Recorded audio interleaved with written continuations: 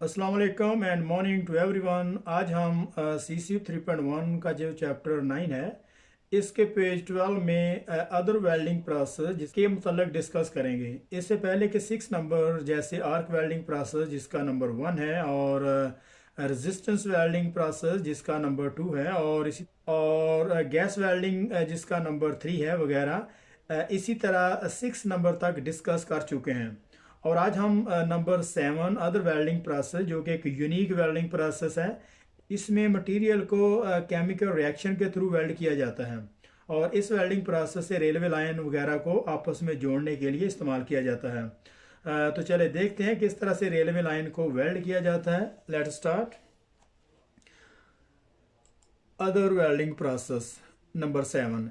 In this category of the welding process, all those processes that cannot be classified within the other groups are given here. तो इस किस्म के जो welding process है इसमें जितने भी दूसरे वेल्डिंग प्रोसेस है उनको इस ग्रुप में जो है वो क्लासीफाइड नहीं किया जा सकता। तो इस तरह के जो वेल्डिंग प्रोसेस है उनको यहाँ पे मेंशन किया हुआ है। जैसे कि नंबर 7 में अदर वेल्डिंग प्रोसेस है और इसके आगे जितने भी इसके सब सेक्शन वेल्डिंग प्रोसेस है जैसे कि 71 है उसमें एल्यूमिनो थर्मिक वेल्डिंग प्रोसेस जिसे थर्माइट भी कहते हैं, और 72 में इलेक्ट्रोस्लैग वेल्डिंग प्रोसेस है, और 73 में इलेक्ट्रो गैस वेल्डिंग है, और 74 में इंडक्शन वेल्डिंग और 75 में लाइट रेडिएशन वेल्डिंग। तो इसी तरीके से 77 जो है परकशन वेल्डिंग प्रोसेस है, और इसी तरह से 78 है जो स्टड वेल्डिंग प्रोसेस। तो इनमें से सबसे ज़्यादा जो पॉपुलर जो वेल्डिंग प्रोसेस है वो एल्यूमिनो थर्मिक वेल्डिंग प्रोसेस है जिसका जो कोड है 71 है। तो इस वेल्डिंग प्रोसेस को ज़्यादातर जो है वो रेलवे लाइन वगैरह को वेल्ड करने के लिए इस्तेमाल किया जाता है। तो सबसे पहले अभी हम इसकी जो डायग्राम है उसको चेक करते हैं कि किस तरीके से इसको जो प्रिपेयर किया जाता है और उसमें कौन कौन से केमिकल जो उसमें डाले जाते हैं और किस तरीके से उसको वेल्ड किया जाता है। तो सबसे पहले अगर दो पार्ट्स जो लाइन के दो पार्ट्स हैं यहाँ पे उनको जो है वो वेल्डिंग करने के लिए यहाँ पे रखा हुआ है। तो उसके आगे जैसे ये हमारी एक स्ट्रेट लाइन है उनमें से इसको काटा हुआ है, और फिर नेक्स्ट में उसने क्या किया है कि इसमें जो सिरामिक और फाइबर मोल्ड है इसके साइडों पे यहाँ पे इस पे लगा दिया है। जिस एरिया को वेल्ड करना है उसके साइड पे सिरामिक या फिर फायर ब्रिक उस पे लगा दिया है, और दोनों साइडों पे इसी तरह से लगा हुआ है। और उसके टॉप पे ये जो आपको एक नज़र आ रही है इसको हम क्रूसिबल कहेंगे। और क्रूसिबल ये वो धात होती है जिसमें बहुत सारे एलिमेंट को पिघलाने के लिए और उसकी एक फार्म से उसको दूसरी फार्म में ले आने के लिए उसको इस्तेमाल किया जाता है। और इसके बाद इसको यहाँ पे उन्होंने जो है वो वही जो ब्रिक्स है उसमें जो है वो उसको कंप्लीट करते हुए यहाँ पे दिखा रहा है। तो सबसे पहले उन्होंने यहाँ से एक लाइन को काटा है, उनको दो पार्ट्स में जो यहाँ पे रखा हुआ है, और उसके बीच ये यहाँ पे एक गैप है और इस एरिया को उन्होंने वेल्ड करना है। और फिर उन्होंने यहाँ पे जो सिरामिक और फायर जो ब्रिक्स हैं वो साइड पे लगा दिए हैं। केमिकल या जो भी प्रोसेस करें वो साइड पे वो वेस्ट ना हो, और उसके ऊपर उन्होंने क्रूसिबल को यहाँ पे लगा दिया है। और क्रूसिबल में उन्होंने क्या किया है कि उसमें अल्मोनियम और जो है आयरन ऑक्साइड उसमें डाल दी है, आयरन ऑक्साइड और अल्मोनियम को इसमें डाल दिया है। और उसके बाद उसको जो है वो उसमें केमिकल रिएक्शन पैदा होता है, और जब उसका केमिकल रिएक्शन के बाद उसका जो आयरन ऑक्साइड बनता है तो वो नीचे उन्होंने यहाँ पे उसको डाल देते हैं। और उसके बाद जब वेल्ड कंप्लीट हो जाता है तो फिर ये जो सिरामिक है और फायर ब्रिक्स है उनको यहाँ से रिमूव कर देते हैं। और रिमूव करने के बाद उसके बाद फिर उन्होंने यहाँ पे कंप्लीट जो है वो जो रेलवे लाइन है उसको ज्वाइंट होते यहाँ पे दिखाया हुआ है, और उसको क्लीन किया जाता है। अगर कोई हार्ड मेटल है तो फिर उसको प्री हीट किया जाता है, उसको पोस्ट वेल्ड हीट ट्रीटमेंट करते हैं ताकि जो हमारी रेलवे लाइन है और जो जॉइंट है वो एक जान हो सके, और उसमें जितनी भी जो फालतू स्ट्रेसेस होंगी यहाँ पे जो है वो रिमूव हो सकें, यहाँ से रिमूव हो सकें, ताकि यहाँ से फिर वो क्रैक होने के चांसेस ना हों। तो अभी हम इसको जो है वो यहाँ से स्टार्ट करते हैं, इसकी तफसील में देखते हैं कि कौन सा इसमें केमिकल है, कितना इसका जो टेम्परेचर होगा, और किस तरीके से इसको जो है वो और किस तरीके से इसका जॉइंट लगाया जाता है। तो this is generally use for on site welding for a railway line. This is generally use for on site welding of railway line. तो ये आमतौर पर जो है वो साइड पे रेलवे लाइन को वेल्डिंग करने के लिए ये जो अल्मीनो थर्मिक वेल्डिंग प्रोसेस जिसका कोड 71 है इसको इस्तेमाल करते हैं। यहाँ से अभी इसको देखते हैं। Crucible is charge with aluminium and iron oxide and heated.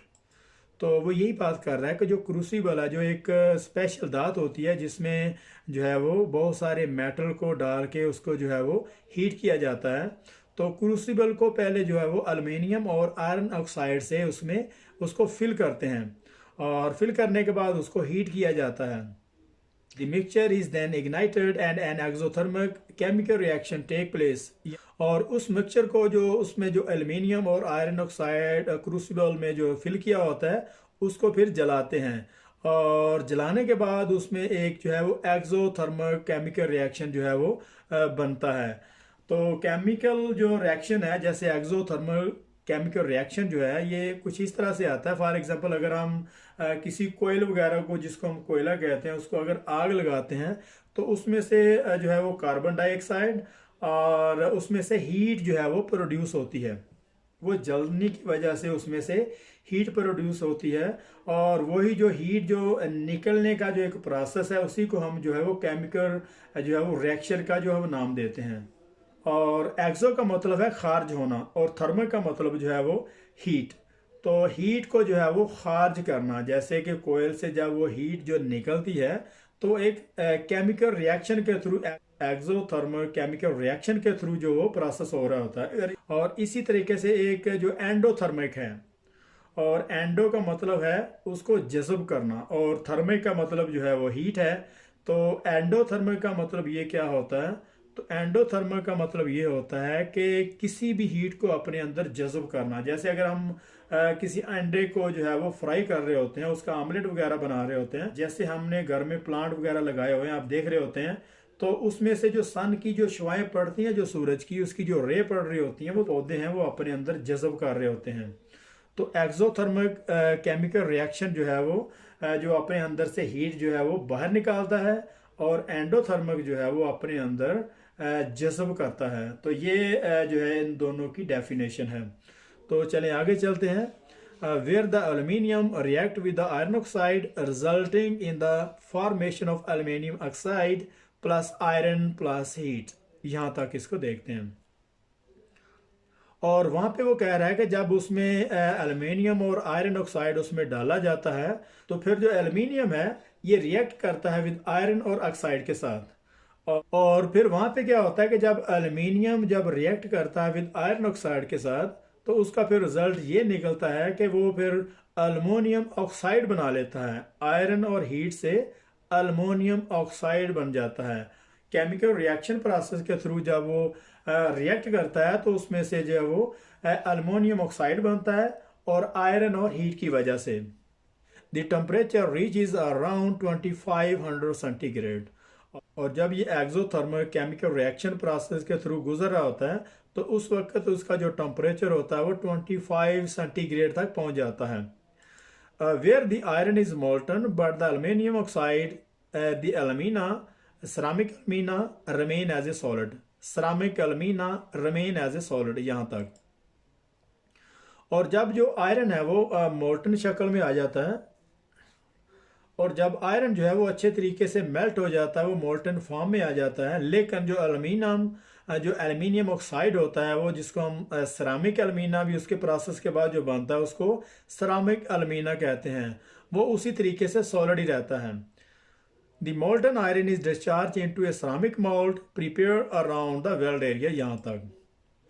और जो मोल्टन आयरन होता है उसको सेरामिक मोल्ड जिसको हम फायर ब्रिक्स भी कहते हैं, ये जो यहाँ पे लगा हुआ है, जैसे अल्मोनियम और आयरन ऑक्साइड जो है उसको यहाँ पे जो है वो chemical reaction exothermal chemical reaction process के लिए यहाँ पे इसको जो हीट करते हैं और उसके बाद जो जब आयरन जो पूरे तरीके से मेल्ट हो जाता है और उसके बाद आयरन जो पूरे तरीके से जब मेल्ट हो जाता है तो उसको इस फायर ब्रिक्स जिसको हम फाइबर भी कहते हैं इसमें जो है वो डाल देते हैं। Where it meet the pre heated rail and become fuse. और वहाँ पे जो रेलवे लाइन है वो जो आयरन ऑक्साइड उसमें डाल देते हैं, उसके साथ वो प्री हीट हो जाती है और फ्यूज़ हो जाती है।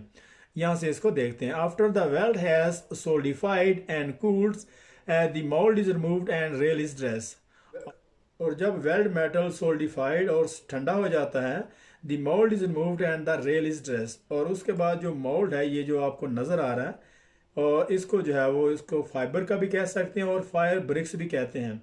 इसको जो है वो रिमूव कर लेते हैं और आपकी यहाँ पे जो है वो रेलवे लाइन जो है वो कंप्लीट हो। आगे हम एक दफ़ा इसको फिर दोहरा देते हैं और यहाँ पे उसने दो जो है वो रेलवे लाइन को यहाँ पे पीसेस को वेल्डिंग करने के लिए काट के यहाँ पे रखा हुआ है। और उसके साथ फिर जो उन्हें सरामिक और फायर ब्रिक्स यहाँ पे साइड पे लगा दिया और इसके ऊपर उसने जो क्रूसिबल है, क्रूसिबल को साथ उसने रख दिया है। और क्रूसिबल में अल्मोनियम और आयरन ऑक्साइड को इसमें डाल देते हैं और उसके बाद इसको हीट करते हैं। और हीट करने के बाद इसमें जो एक्सोथर्मल जो केमिकल रिएक्शन बनता है, उसकी वजह से जो एल्युमिनियम है वो जो है वो रमेन उसी तरीके से रहता है और जो आयरन है वो मेल्ट हो जाती है। और फिर उसी आयरन को जो है वो यहाँ पे नीचे डाल देते हैं। और केमिकल रिएक्शन के दौरान उसका जो टेम्परेचर 2500 सेंटीग्रेड होता है और जो है वो बेस मेटल के साथ जो है वो मेल्ट हो जाता है। और उसके बाद जो है वो जब वो ठंडा हो जाता है तो ठंडा होने के बाद उसकी जो सरामिक और फायर ब्रिक्स है उसको जो रिमूव कर देते हैं, जैसे उन्होंने यहाँ पे नीचे दिखाया हुआ है। और इसके बाद आपकी जो रेल है वो ड्रेस है। और यहाँ पे जो हमारा चैप्टर 9 का पेज 12 था यहाँ पे ख़त्म हो रहा है। तो मिलते हैं नेक्स्ट पेज में, तब तक के लिए अल्लाह हाफिज़।